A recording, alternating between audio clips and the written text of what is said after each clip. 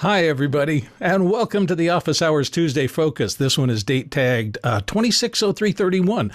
Everybody knows that artificial intelligence is evolving and morphing incredibly fast. And right now, there's a lot of buzz out there about agentic AI with OpenClaw and things like that. And who knows what the hot topic is going to be next year, next month, or maybe even next week.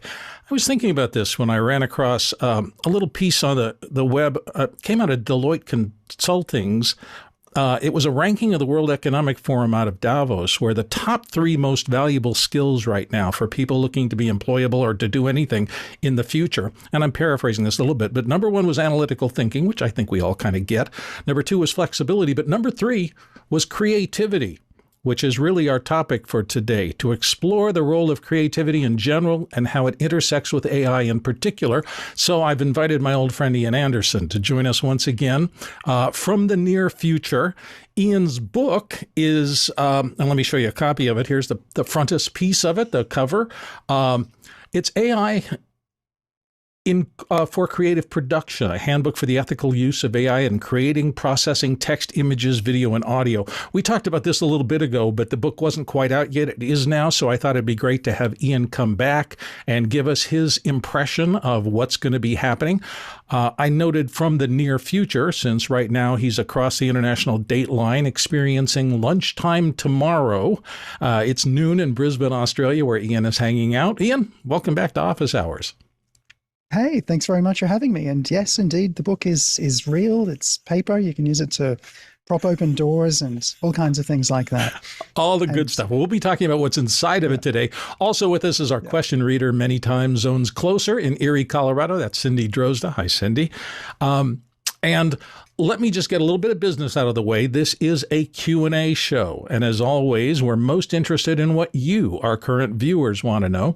So let me toss up the show's QR code. If you take a picture of that down in the corner of the screen, or otherwise, I'll leave it up for just a little bit. So if you need to go around and get a camera or something, it's going to take you to our question submission interface. You can ask questions from anywhere in the world in real time right now, and they'll get into the queue. People will vote them up and down, and that's how kind of we play this game here. All right.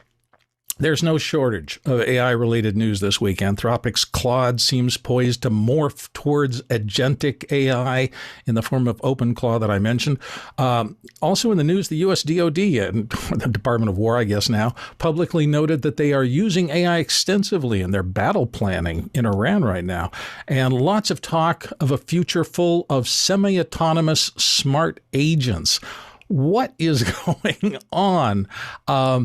This is just an amazing topic. So, Ian, I am so glad that you are back with me again today to talk about it and to talk about your book. What's been front of mind for you recently? Oh, look, well, the thing which has been playing on my mind a lot recently is the stuff which goes beyond the book, which the book absolutely does cover and does talk about quite a bit, which is the automation side of AI, which is the agents and all of that.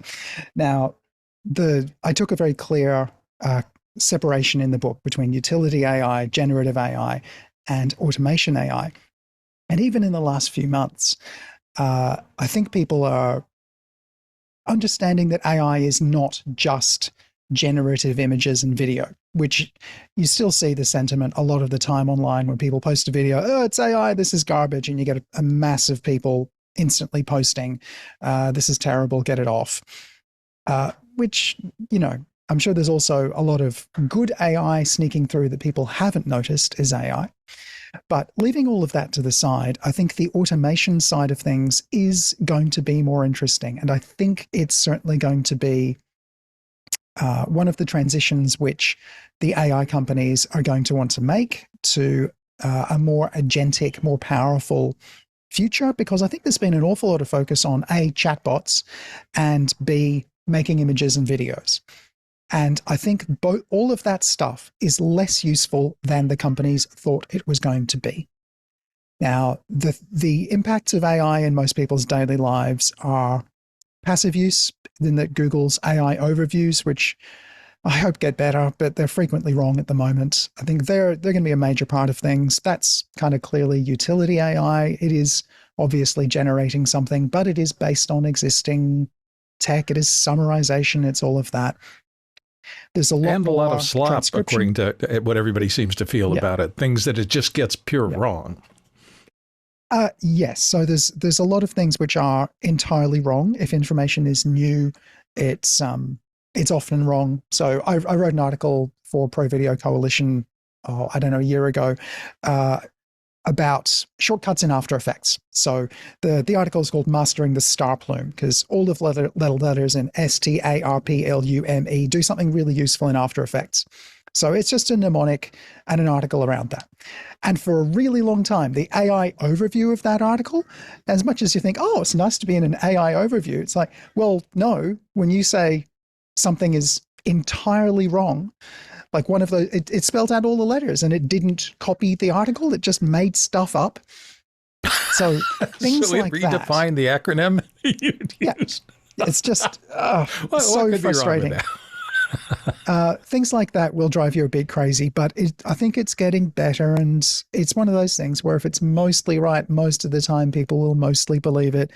But as ever, always follow the links. At least at the moment in the AI overview, you can follow the links and see where the information came from and actually check and verify, which is what you always should be doing with any of this AI stuff. But I think the future is interestingly going to be more on the automation side. It's going to have a bigger impact. Now, I specifically in this book, because it's for designers and video editors and writers and people like that, I did not cover coding. Most creative people don't want to get into coding. I'm one of those weirdos who does all of these things. I do code and make presentations and write books and write articles and edit videos and shoot photos and all of that stuff.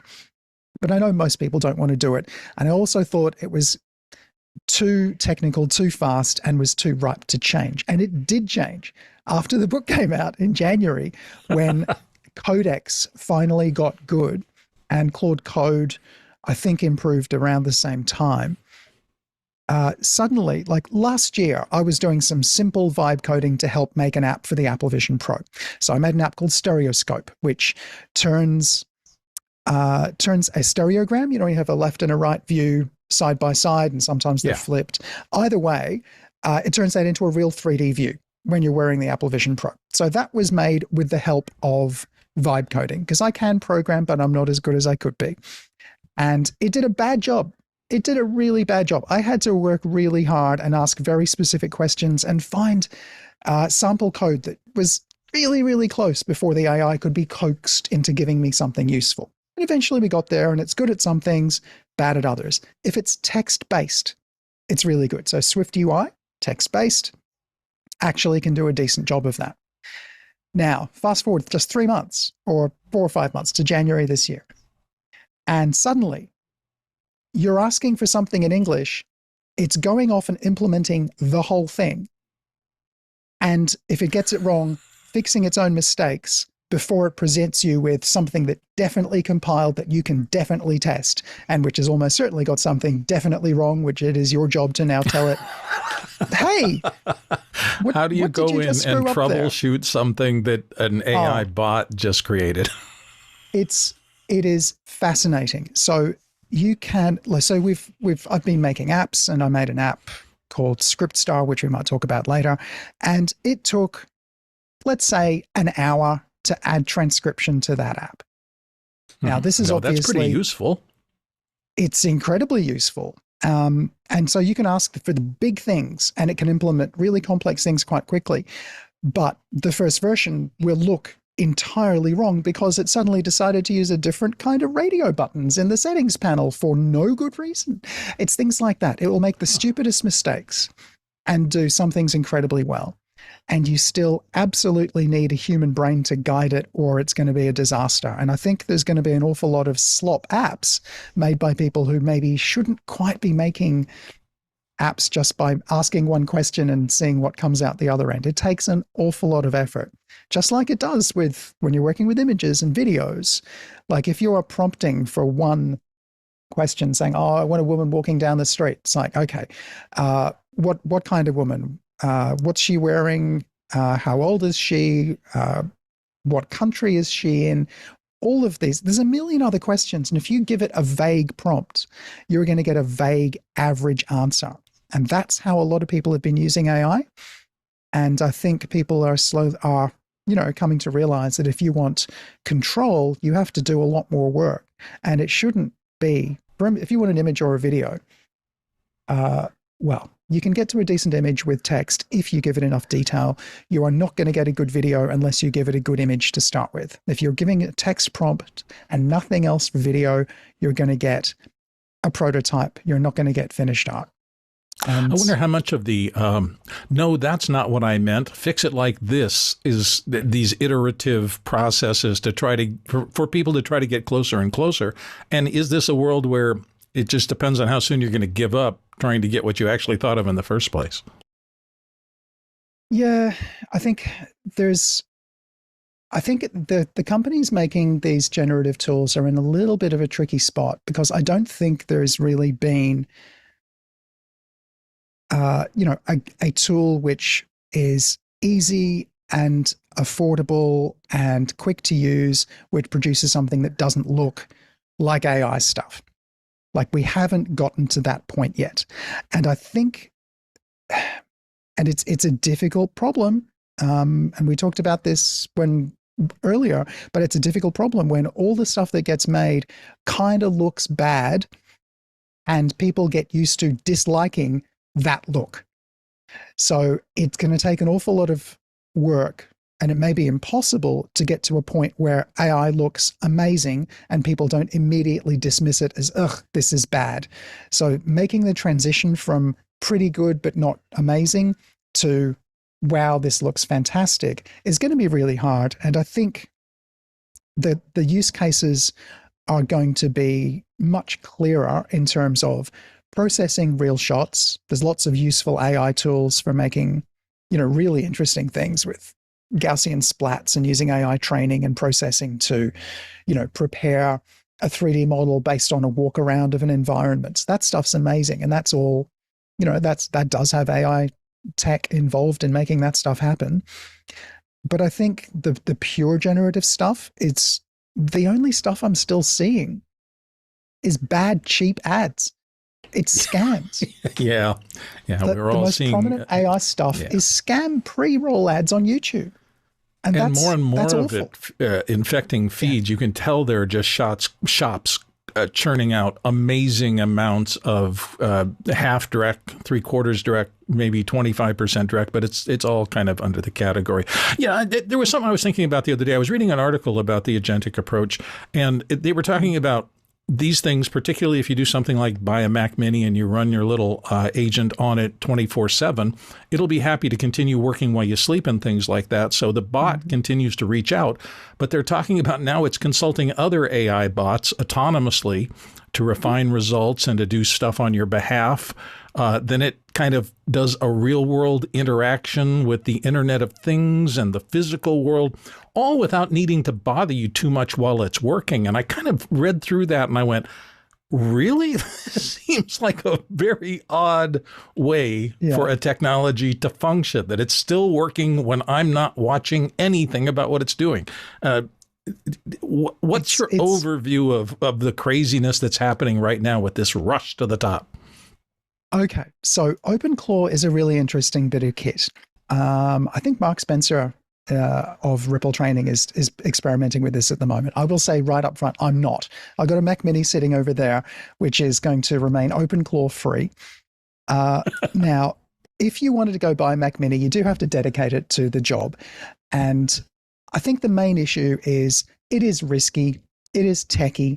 This is something which, if you want to explore, you need to be a serious geek and you have to be really interested in playing with it, because at the moment, the main issue for me as someone who's not a programmer full time, like I'm not a full-on developer, I don't need to, keep an eye on the current pull requests and all of that super geeky stuff if you're seriously into GitHub. That's not me. That's not what I need. And I don't want a personal assistant looking after my life. I don't understand how there are so many people who are existing at this executive level of, oh, I need someone to organize my life and book this for me and fill up my fridge with the things I've run out of. I don't understand. It's like, these are actual human things which make a difference. And if we just outsource them to bots, which outsource them to other things, we are opening ourselves up not only to letting companies dictate everything about how we transport ourselves, how we eat, and all of those things, we are opening ourselves up to massive security issues. That is the main problem with OpenClaw at the moment. If you put your life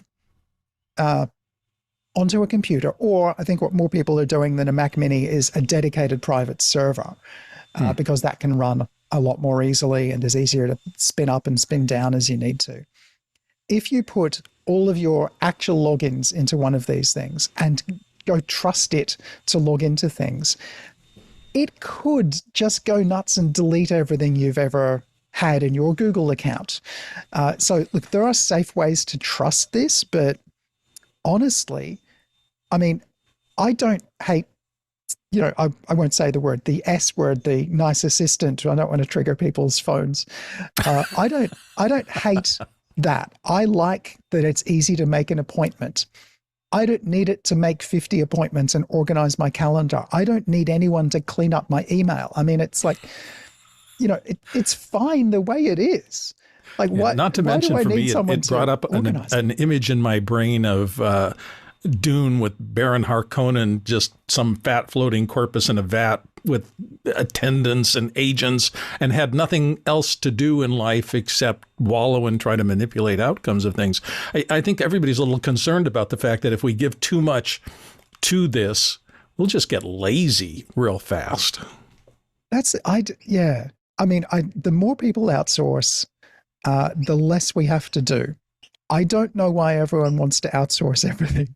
Now, I'm going to take back the everyone. I really dislike the everyone's doing this. Like, no, we're not. We're all very different people and unique individuals, and we don't all do everyone. But you know, to me, AI, one of the first things I thought about it was, okay, so you've got large language models and it's averaging across and trying to find patterns and things like that. Does the averaging process itself make things, and this is a bad word, but I'm going to use it, just understand I'm not trying to be pejorative about it, but is that a push toward mediocrity in terms of the fact that if you have a million people all logging into the same types of databases, asking similar questions, is it moving the answers into a relatively narrow band in the middle such that nobody's work really stands out? Because everybody is getting the same stuff back out of the algorithms.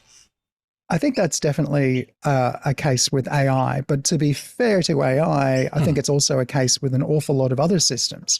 It's what social media does. When we have just this massive feedback loop of, oh, this is trending, we've all got to do this thing, which is one reason why I'm not a fan of, you know, everyone, because a lot of people who are really deeply into social media seem to think everyone's into social media. You know, oh, I broke the internet. It's like, no, you broke a tiny portion of the internet for people who are actually paying attention to this. You may not understand the scale of the internet if you think you broke it. Yeah. But I think certainly the blandifying of everything, the push to mediocrity is real. And the more people come to rely on AI, the less interesting those outputs are going to be.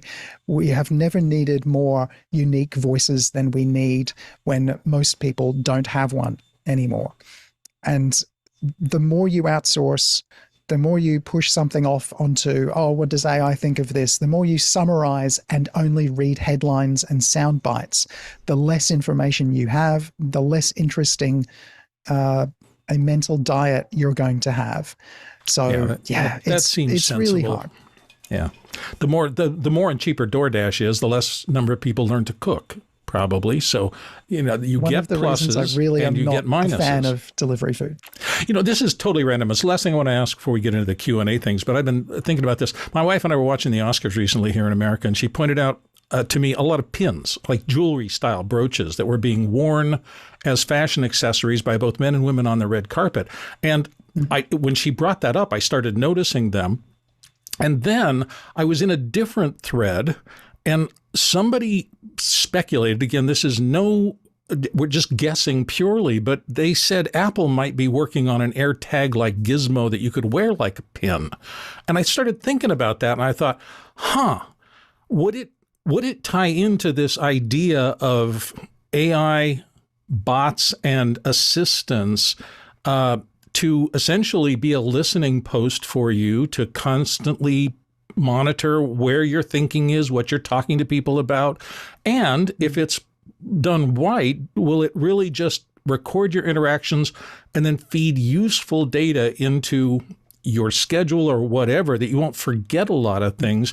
The whole thing was just, it started me on this spiral about what are there's so many possibilities for this technology. What's your future amazement like? What do you think is going to be really good, and is there anything you think is going to be really bad? Well, yeah, there are a few products like that. Nothing from Apple yet, but other companies have made these things. There are some discussed in the book. And there are wearables that you can wear right now. There was one that I think has folded called Limitless, which was a pendant that you wear that listens to you all day, can give you a summary of what your conversations were like.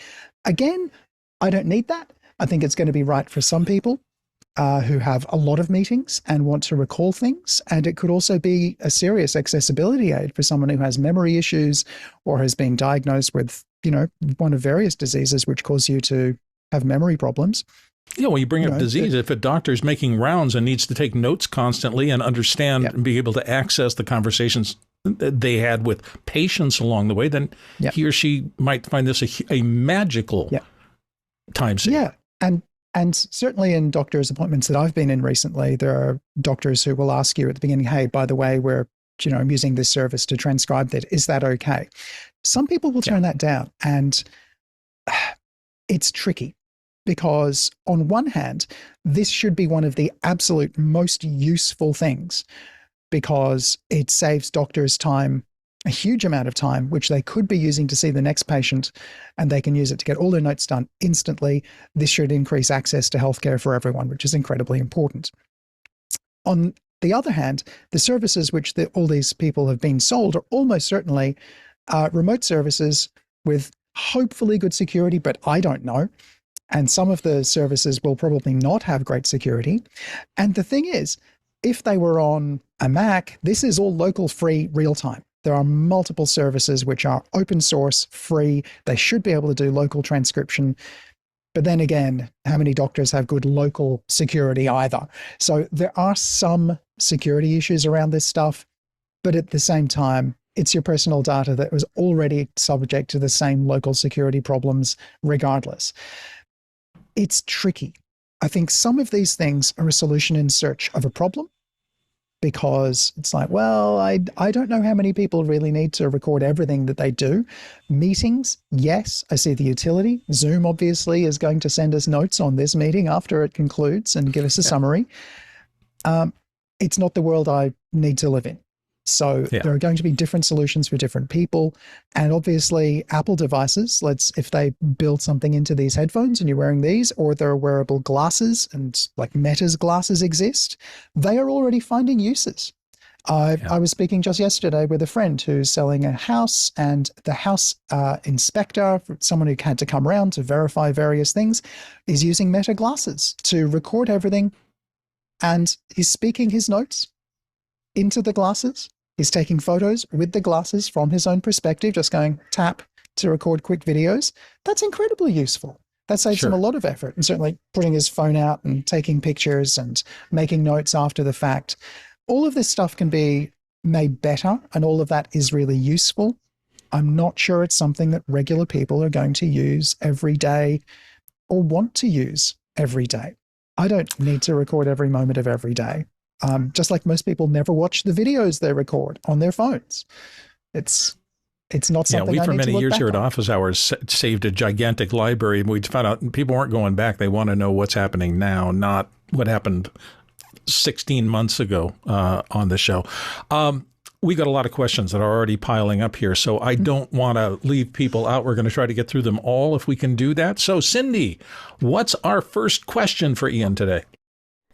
Our first question today is from Hector Rodriguez in Springfield, Virginia. How do you use your own past work to train or guide AI into your personal style framework? Oh, dive in. Okay. So if you want to do that, the easy solution without running your entire AI model is to find a service which will take your photos or videos and figure out a style from those.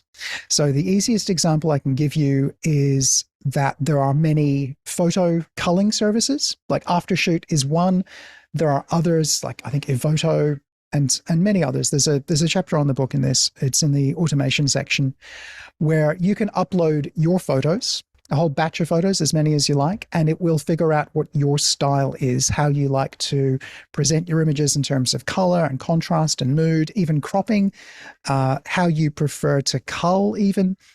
So look, there's interesting things, but I would go for one of those solutions. If you're looking for photos, that's the easiest public option for using a collection of your photos to guide further models.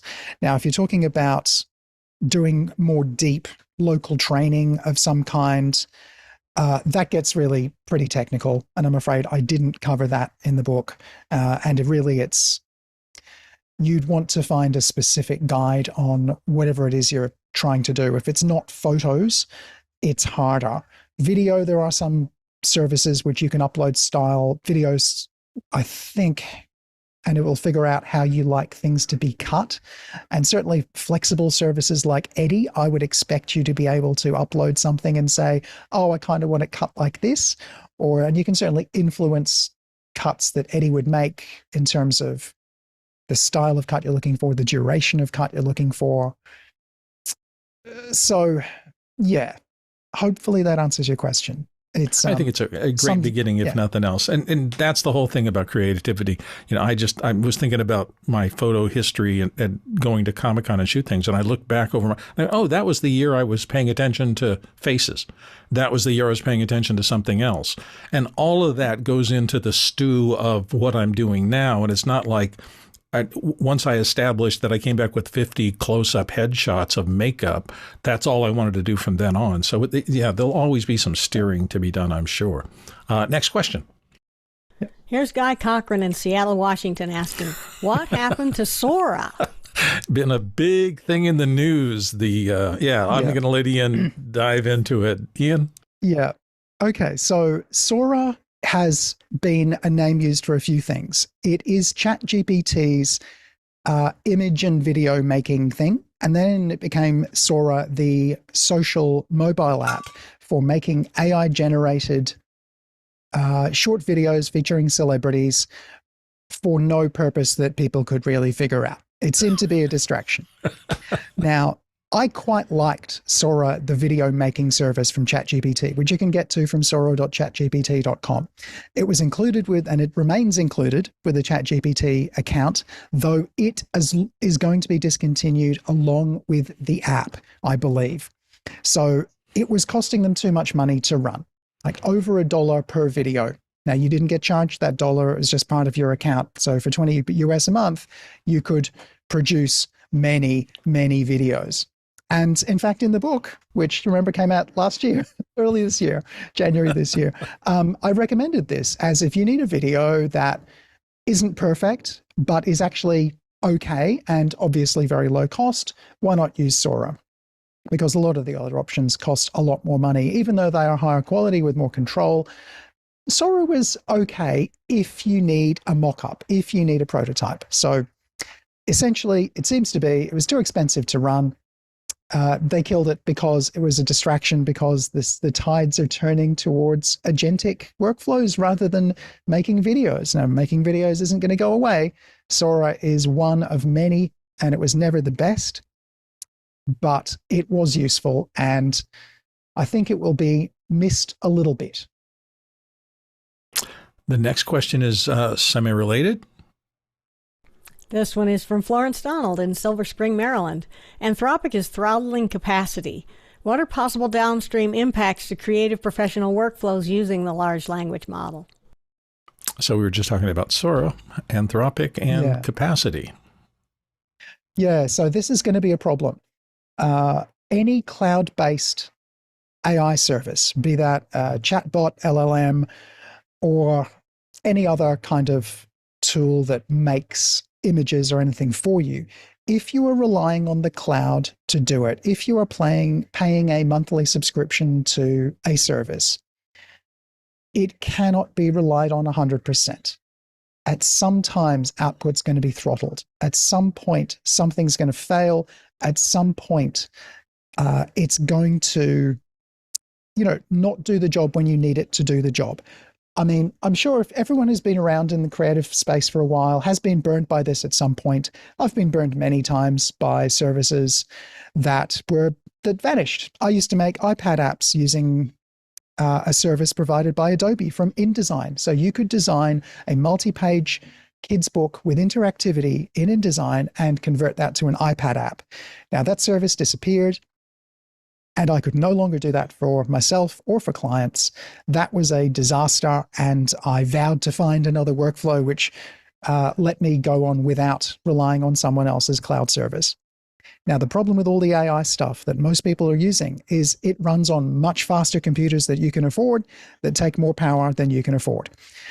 So if you want to really hook into one of these AI services and grow to rely on it, you'll probably want to get a big grunty computer and run a local LLM, because there are really good open source alternatives for making images and videos.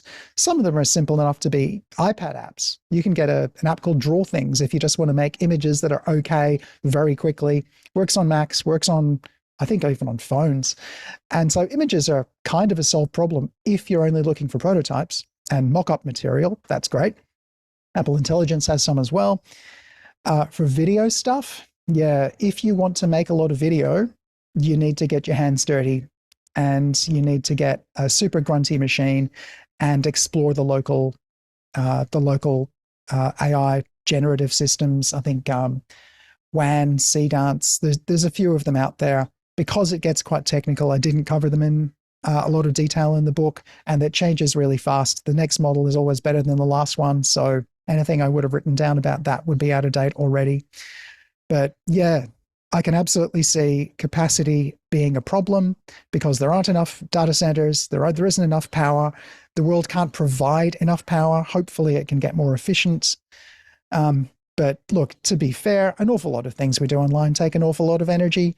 Video chats take energy. Scrolling social media takes energy. Using computers to play video games takes energy. All of this stuff. The way a lot of people play them, a lot of energy. they do. And look, AI is not the only thing that takes a lot of energy in today's digital world. It's really not. But I mean, if you want to use it all day, every day, and make hundreds of videos, yeah, I think we're going to see a lot more change. And I would expect costs to rise, services to fold, and so, maybe some of the big guns will actually just fall over entirely because they can't keep running on venture capital money forever. They're all losing there's certainly a lot of it in play. I was hearing some chatter locally here about another power grid update to try to handle all this power that server farms are taking now. It seems to be a global concern. Let's stick to the questions, though, so let's go on to the next question. Next one in is from Andre Delay in Berlin. Do you think the leakage of Claude's code and roadmap will have negative impact on Anthropic? Speculation time. Oh, look, I think unlikely. I think all of these things are moving relatively quickly. And who knows how intentional some leaks may have been anyway. I think there's just going to be a lot of change. The nature of this stuff is we've got multiple services throwing unbelievable amounts of money and compute at these problems. They are all going to leapfrog each other one after the other. Codex and Claude Code are making creation of apps that used to be really difficult much, much easier than they used to be. I've been using that a lot myself. I think the fact that there might be something big coming from Anthropic, and I think it was a new model they've got called Mythos, which has been leaked, and it's apparently very, very big. And I think they were Anthropic is fearful that it could provide hackers with too much firepower, so that all of today's online security could just be broken because this service is too good and too smart. That does not sound good, because a lot of people have a lot doesn't of sound good. proprietary and national security secrets and God knows what all else. Yeah. Yeah, no, it's messy, but I think it was already messy. Leaks and things coming out. There's always been a lot of open source competition in this space anyway, and I think there's a lot of open source Chinese models which are seemingly more efficient, just as powerful, and because some of these things are open source, are the types of things which people will be buying an M5 Max Studio when that gets released to run themselves, to get themselves off the cloud. There's definitely advantages to being on the cloud and advantages to being off. And yeah, I think we're going to see a continuing diversity of models. I don't think Anthropic have too much to worry about from a leak. I'm going to do one more public question, then I have one I want to toss your way. So let's go to the next question, Cindy. This one's from Brian Jones in Michigan. All-in-one creative AI services such as Higgsfield, Artlist, ElevenLabs offer a lot of value for the costs. Have you noticed any tendencies or characteristics that would steer you more towards the native platforms based on certain tasks? What say you? Okay. So I think the main issues with using a mainstream AI service are that you can come close to producing something which other people have used and which has become passé because people have already decided that this is, done. And so I think Higgsfield is the most obvious of those. They've got a lot of presets and some of them are very, very cool. But I think you can instantly make something which looks very, very cool in a specific context.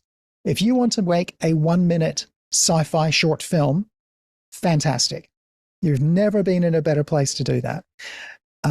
And Higgsfield can definitely help you with things like that.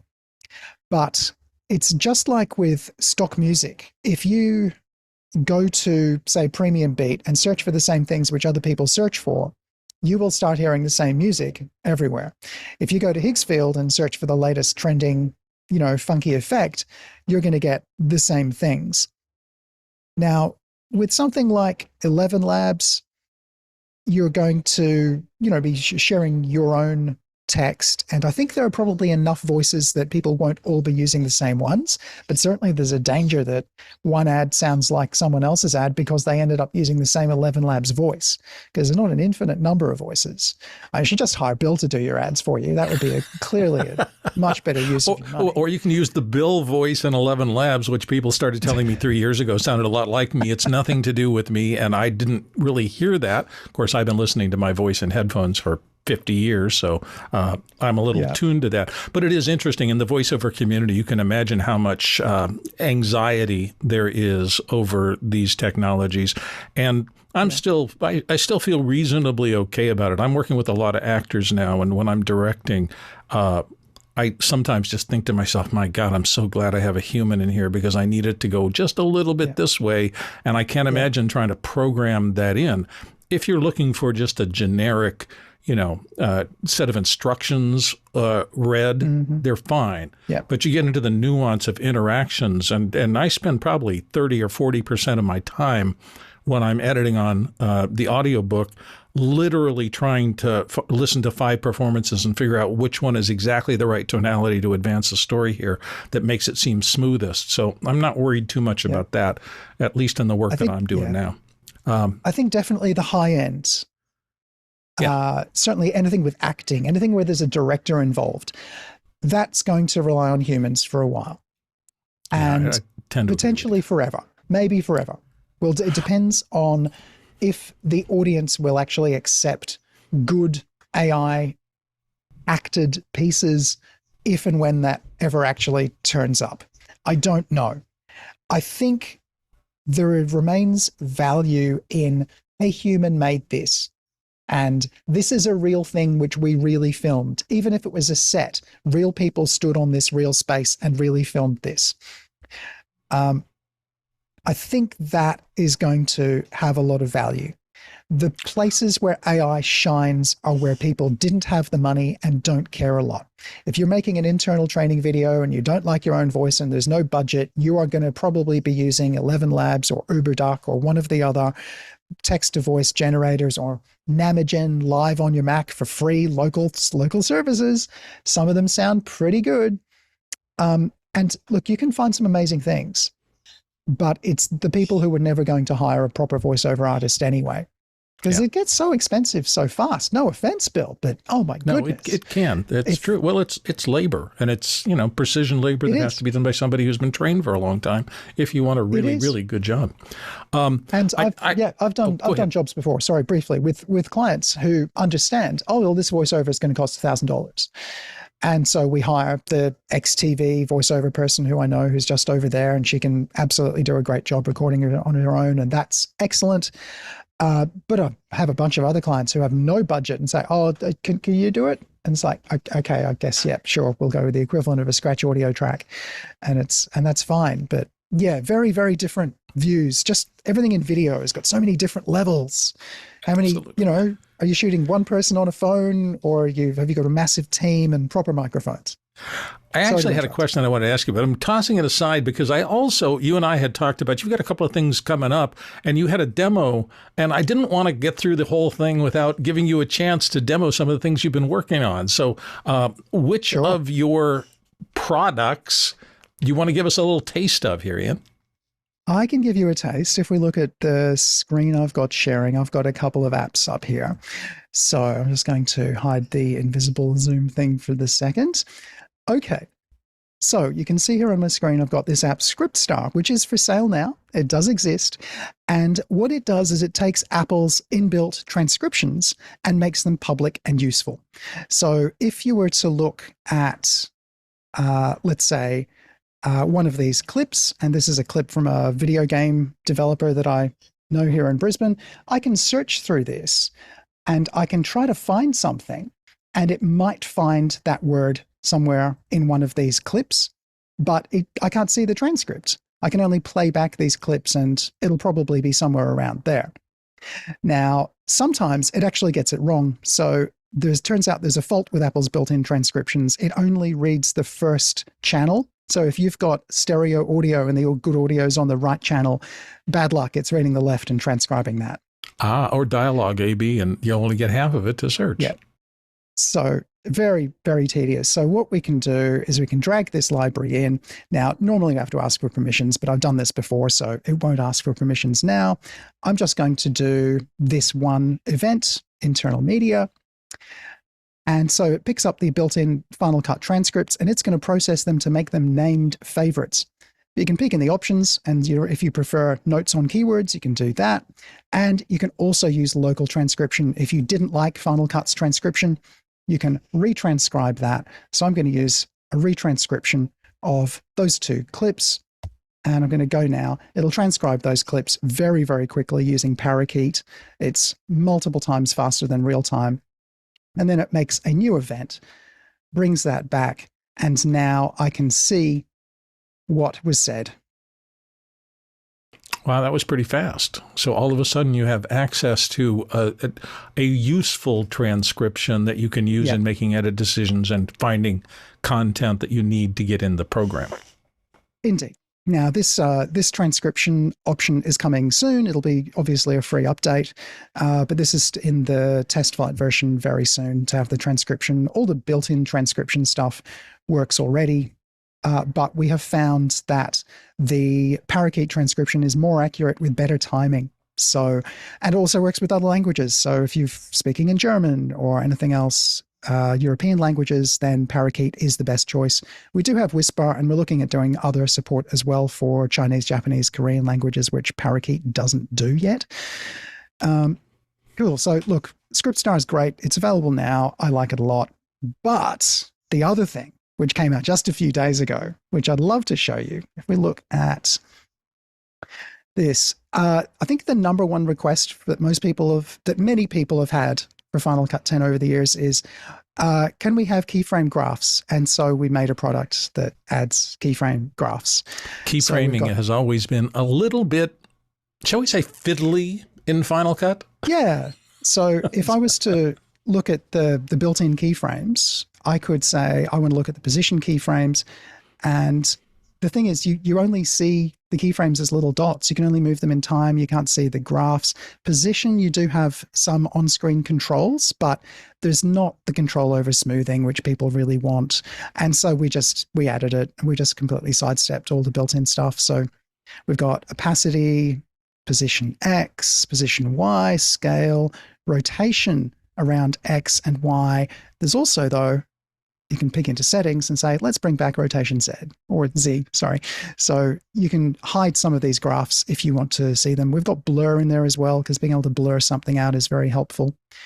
And so you can see here, I've got a proper bounce.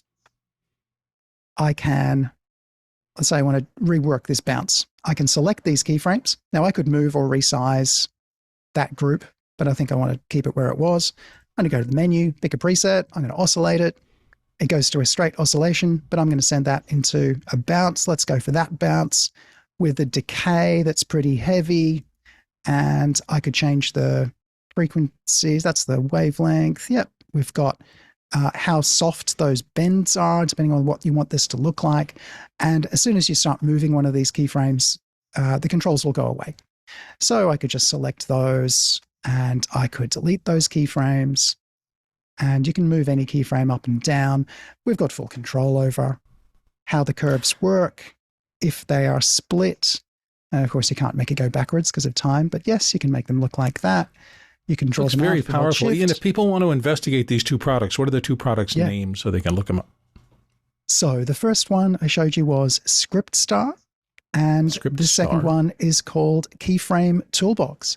You can find them both at fcp.cafe. They are released under the late night banner. So while I did most of the design on this, you can't release complex apps without a human who knows their stuff. And so Chris Hocking of Command Post was an important part of making these work. Really knows coding really well. So that's exciting to hear.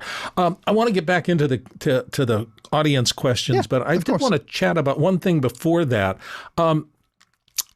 All this AI, people are worried about making sure they stay relevant in a world where this is going to be, well, if not cannibalized, at least making it more difficult, perhaps, to find work and things like that. So I'm interested in what you think are the right strategies for remaining relevant while this is going to be displacing a lot of people. I was thinking about digital nomads, the people who are on the road a lot, office workers and things like that. You know, if we're not going through constant retraining, since so much of what we depended on as our skill sets are being kind of revised in the face of all this AI stuff, what should an individual who's trying to make a living at this stuff do to foster their reputation, to progress in their things? Are there tips that you would give people to say, hey, pay attention to this and pay attention to that?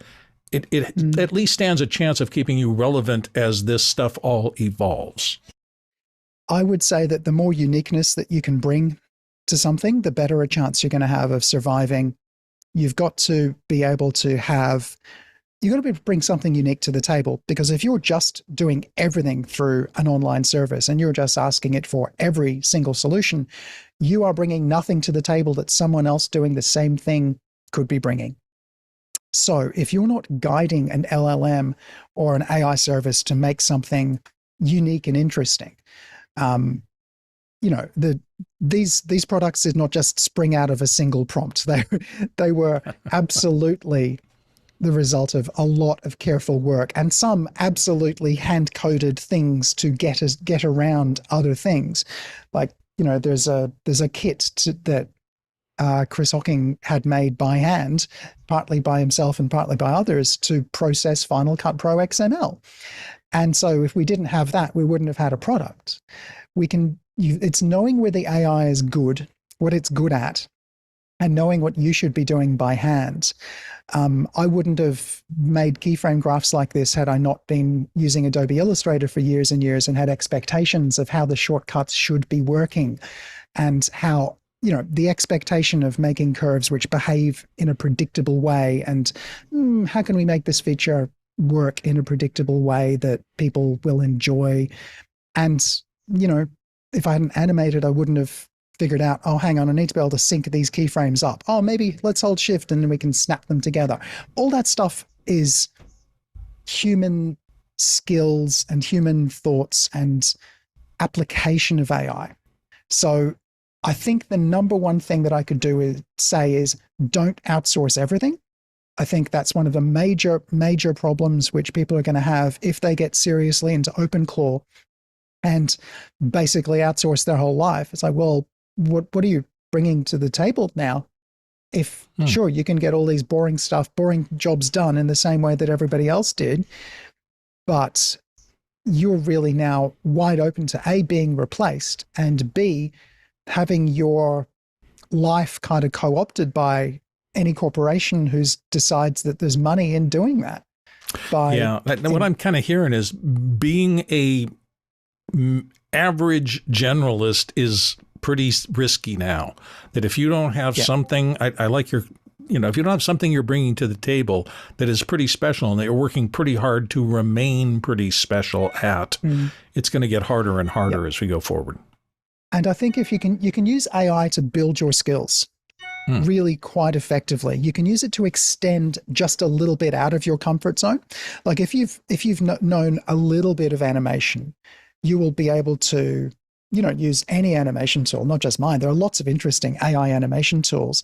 But if you don't know what to ask for, if you don't know what's possible, if you don't have a basic grounding of, why something looks good, why you want something smooth, why you want something to bounce in a particular way, if you're just kind of blindly going through, then you'll end up like every other small business owner who doesn't know graphic design and just does their poster themselves with AI.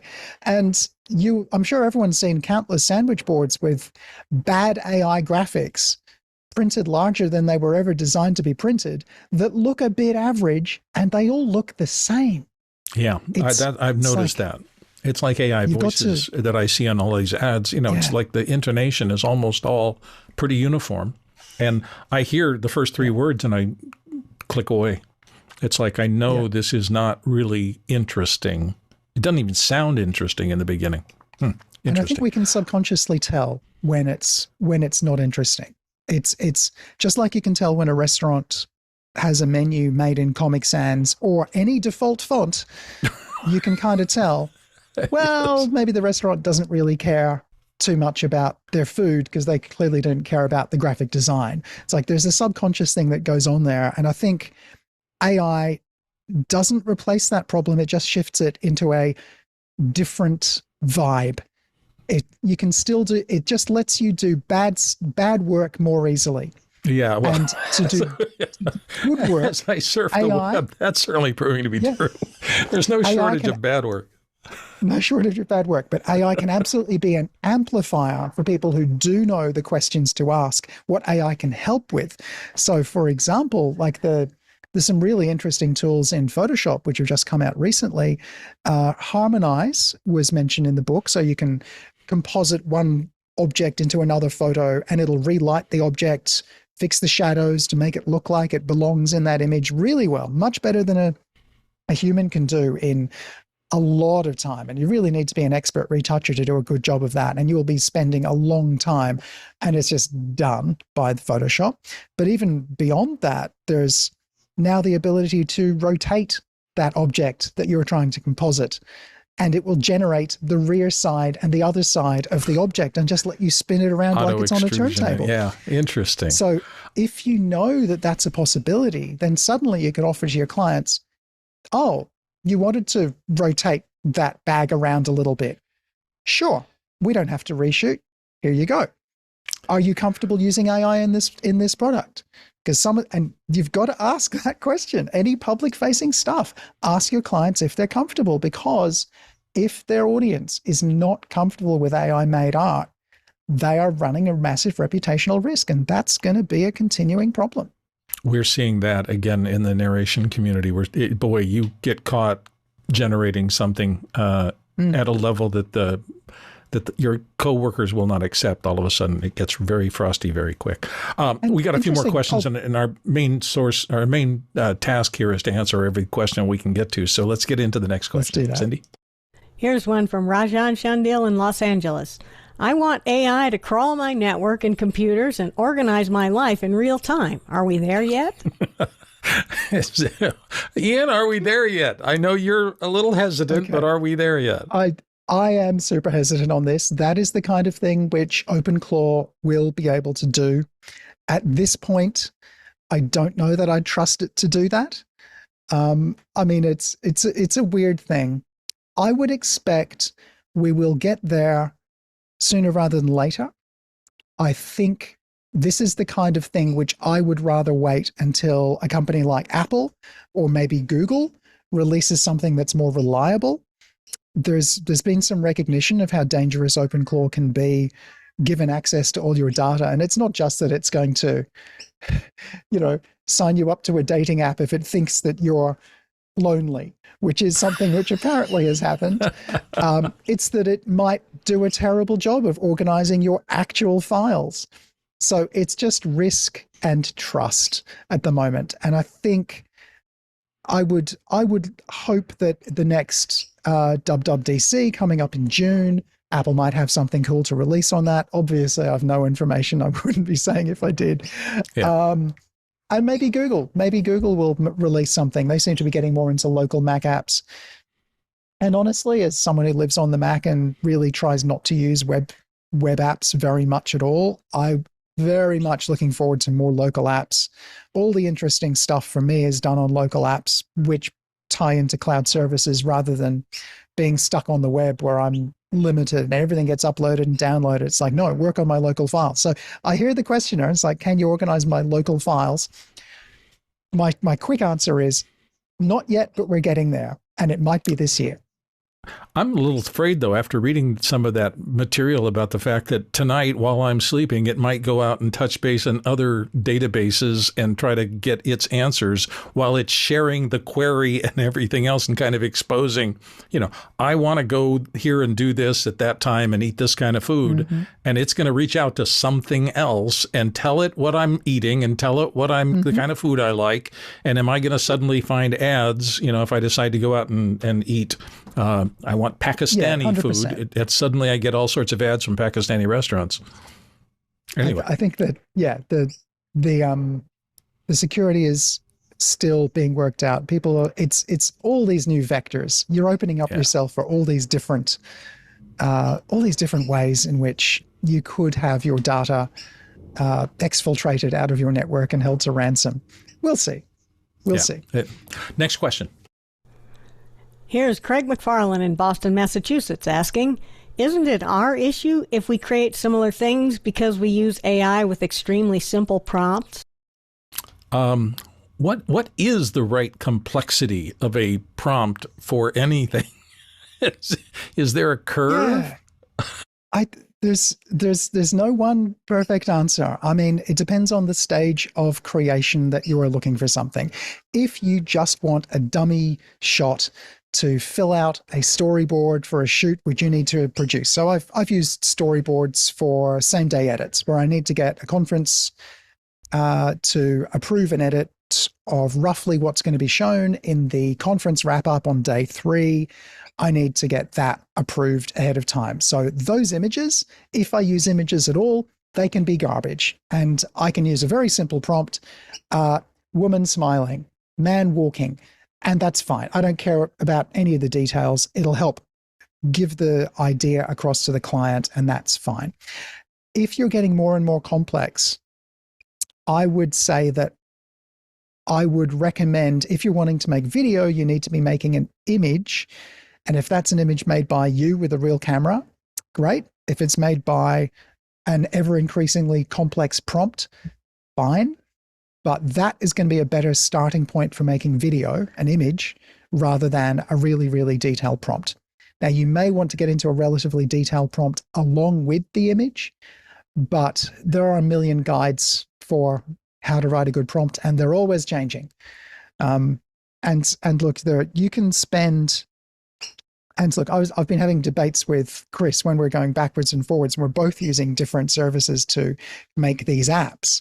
And Chris is a big fan of using this really long prompt. You are an expert programmer in Swift and FX plug, and huge long prompt to get started. And I've been just jumping in.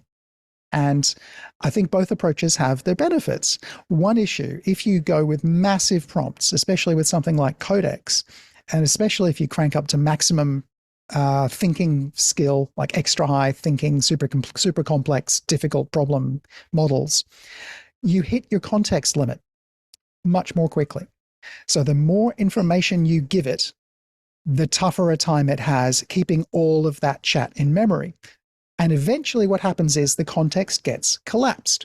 It basically just throws away or compresses what you've been thinking of and starts again. And what it's like you've been outsourcing the problem to someone overseas, but it's the end of their shift. They leave, they quickly write down the notes for what you've been doing, give them to someone else, and then they take over the job. And sometimes the next person is better, and sometimes the next person is worse. Every time you talk to one of these models, you get a different virtual person back. And sometimes it's just incredibly frustrating. Sometimes you have a terrible time. But the more you preload, the more complex your prompts, the quicker you're going to hit that limit. So there are trade-offs to just ever increasingly complex prompts. Fascinating. Let's go to our next question. It's hard. I'm sorry. I do want to get through them all, and we're getting close to the end of our time here. Sure. Rajan Jandil is back with us in Los Angeles. AI has the potential to help independent operators move beyond the ceiling created by all the day-to-day business work. By handling operations and outreach, could you see this helping solopreneurs scale to $1 million businesses? There's an interesting premise. I don't know if it'll get to as far as being $1 million business, but it'll certainly take care of some of the really boring stuff. I mean, I think we were talking earlier about, might have been with someone else backstage Josh, who was saying that there's apps which you guys use, which are, custom tailored to your business. So you don't have to necessarily use a pre-made system which is ill-suited or just putting data in a spreadsheet which maybe gets the jobs done. If you can make a program which does what you want it to do specifically, that's possible right now. And you don't necessarily need to be a programmer to make something that is going to work. Now, the more experience you have in user interface design, the more experience you have with programming, the better a job you're going to be able to do. But if you've got simple things that could be automated, which are boring tasks, then absolutely AI can take them away. I think the danger is the more and more you offload, the more processes which could be thinking processes, which you would gain things that you didn't plan to gain while doing. The less of that you gain, the more you're going to lose over time.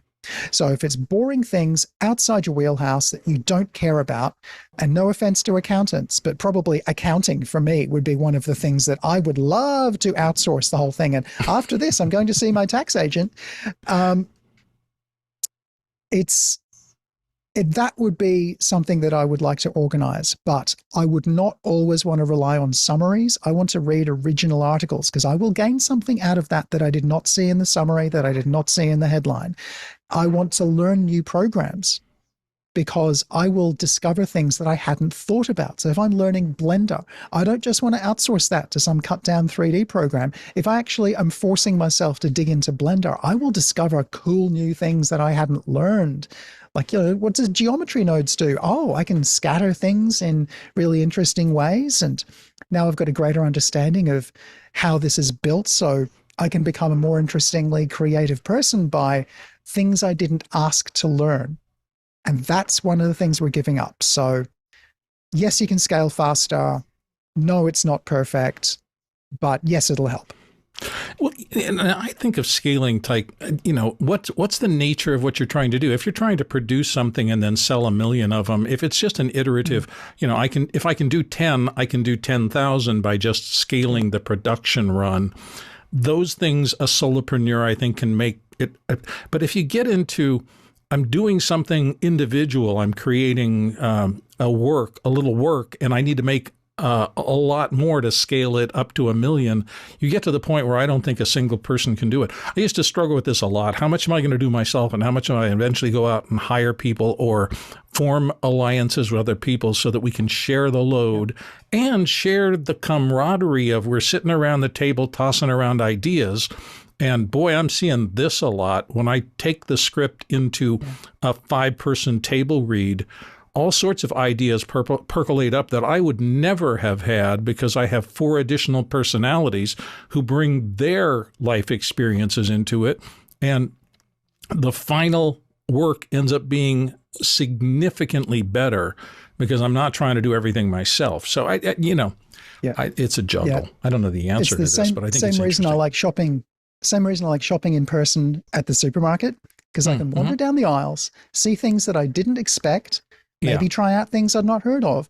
But if I'm shopping online, I'm you're just going to do your checklist. Get the interesting, it's a checklist. Hamburger buns. I'm definitely not getting the interesting specials.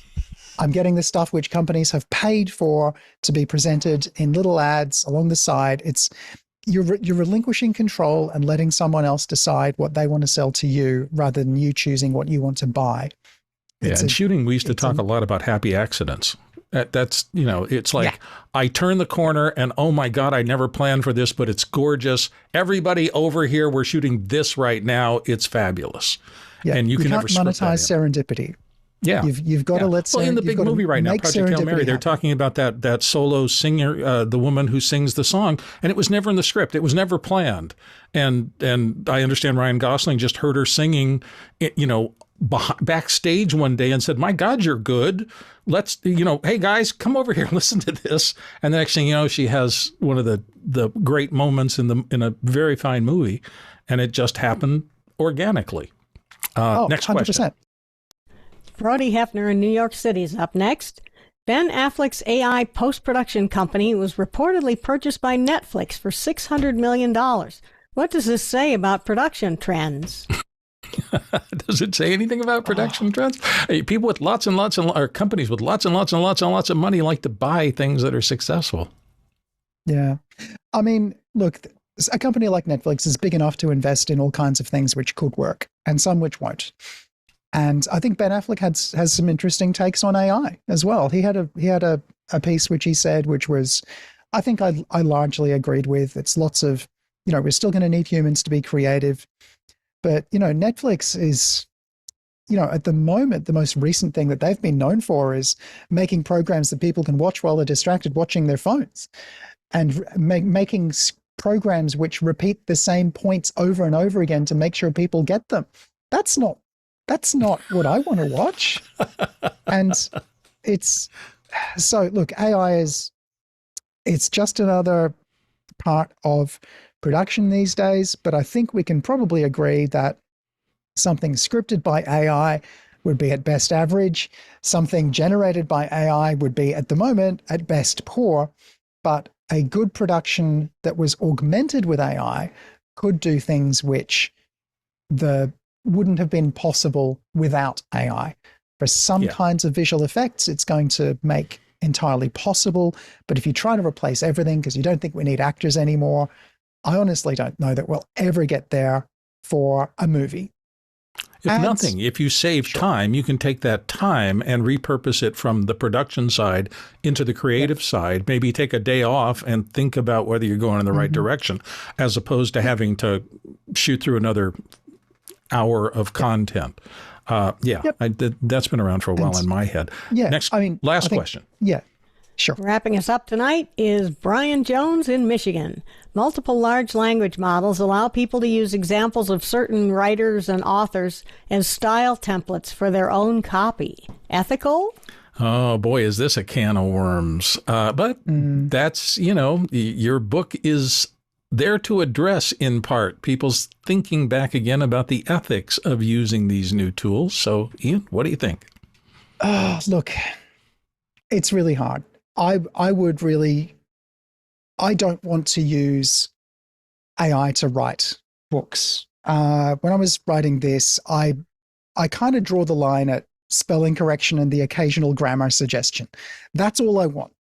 True utility AI, period. Stop. Yeah. Not going beyond that. Give me the utility stuff, but I don't want summaries. The most I would do when I'm writing would be passing an AI stuff that I've written and asking it, did I miss anything? So if I was, applying for a job and I needed to address some points, that's obviously a really useful thing.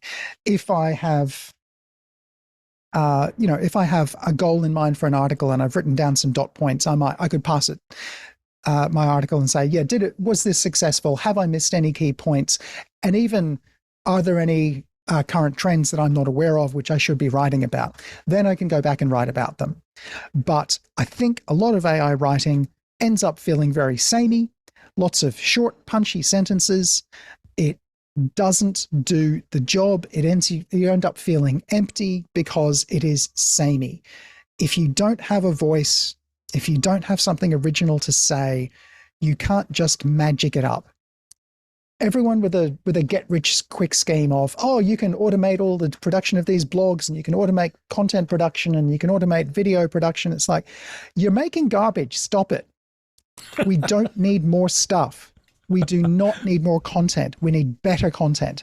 And I do not want AI to be used to fill everyone's phones with more nonsense. We don't need that. And I think people have reacted to a whole lot of nonsense being fed to them. Yeah. Slop doesn't win.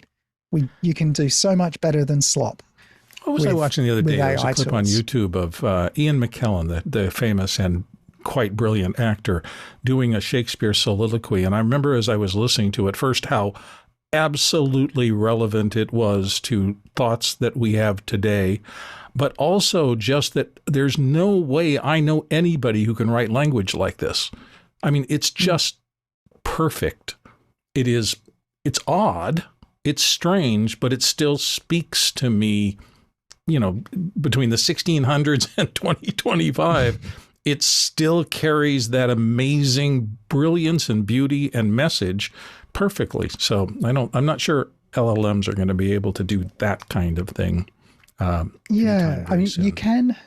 You can get AIs to write things in certain styles, and it's going to be a vague imitation. But again, I mean, just because you can doesn't mean you should. Yeah. It's probably a perfect example of one of those things which, yes, an LLM could do it, but you could do it by hand, and it would be of equally questionable value. It's like, if I wouldn't recommend it. You do run some ethical risks. You run some legal risks by trying to copy. And I will also just note, if you do want to feed your content into an AI, use a paid account. If you're using a free account, then on most of the company's guidelines, the free accounts, you are giving them your content to train on. On a paid account, you're not.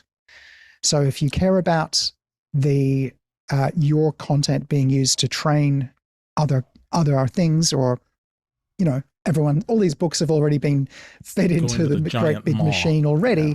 But if you don't want your stuff to add, you do have to pay for it, or run it entirely locally on your own machine. Ian, it has been fabulous to talk to you. We're just about out of time. I got a little note that I have to do. Joining us for next week's Tuesday Focus. It's titled Look Ma No Hands, Media Production Automation Secrets. Ronny Hafsøy in Tromsø, Norway, and Oliver Breidenbach, who I think is on the road somewhere in the Pacific Rim, is going to talk about hands-free operation of production processes. So that should be fun.